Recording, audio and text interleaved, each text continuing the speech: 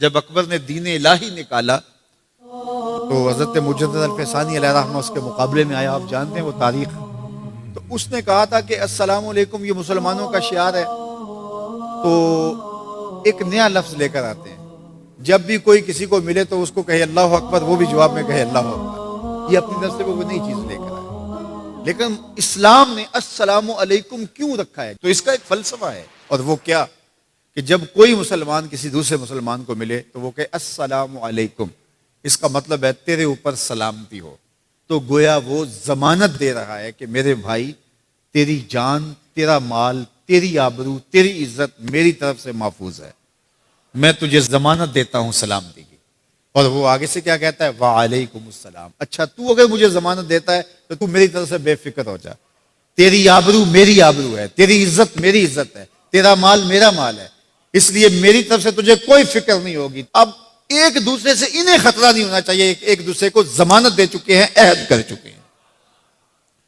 اور اگر ہم سلام بھی لیں اور جڑیں بھی کاٹ دیں تو میاں ہم نے سلام لیا ہی نہیں, ہم نے منافقت کی تھی. حضور نے فرمایا افشوا السلام, فرمایا سلام کو پھیلاؤ. یعنی سلام کو پھیلاؤ گے تو امن پھیلے گا. سلام سلامتی سے ہے, یہ آپ امن دیتے ہیں. ہارون الرشید کے زمانے میں ایک شخص کو سزائے موت کا حکم ہو گیا. تو اس قیدی سے پوچھا سزائے موت سے قبل تیرا آخری حق. اس نے کہا کہ میں بادشاہ سے ملنا چاہتا ہوں. انہوں نے کہا ٹھیک ہے. بادشاہ کو کہا کہ سزائے موت کا قیدی ہے, تو وہ کہتا ہے میں بادشاہ سے ملنا چاہتا ہوں. بادشاہ نے کہا لے آؤ. تو دربار لگا تھا, تو وہ قیدی زنجیروں میں جکڑا ہوا لایا گیا. اس نے کہا السلام علیکم. بادشاہ نے کہا وعلیکم السلام.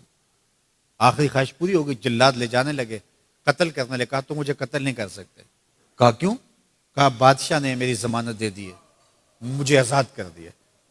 بادشاہ نے کہا میں کب کی ہے؟ کہا تم نے کہا نہیں وعلیکم السلام, تمہیں سلامتی ہو. تو جس کو تم سلامتی کہہ چکے ہو تو کیا اس کے اوپر سزا ہو سکتی ہے؟ تو بادشاہ مسکرانے لگا, کہا جاؤ میں نے اس کو آزاد کیا. وعلیکم السلام کہہ دیا تو پھر سلامتی ہوگی نا. اسی لیے ہم کہتے ہیں حضور پہ سلام پڑھا کرو. حضور پر جب سلام پڑھو گے تو حضور بھی سلام کا جواب دیں گے. وہ کسی شاعر نے کہا تھا, وہ شعر پتہ نہیں وزن میں ہے کہ نہیں, لیکن شعر مجھے بڑا اچھا لگتا ہے کہ درود پڑھنے سے ثواب ملتا ہے, سلام پڑھنے سے جواب ملتا ہے.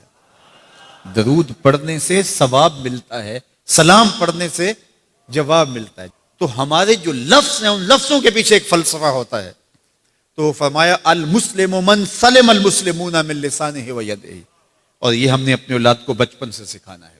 اگر ہم نے ان کو اعلیٰ ڈگریاں بھی کروا دیں, ان کو اعلیٰ تعلیم یافتہ بھی کروا دیا دنیاوی اعتبار سے, لیکن یہ بنیادی سبق حضور کا نہ پڑھایا, تو پھر وہ اس تعلیم کے باوصف بھی آپ کو آپس میں الجھتے ہوئے دکھائی دیں گے.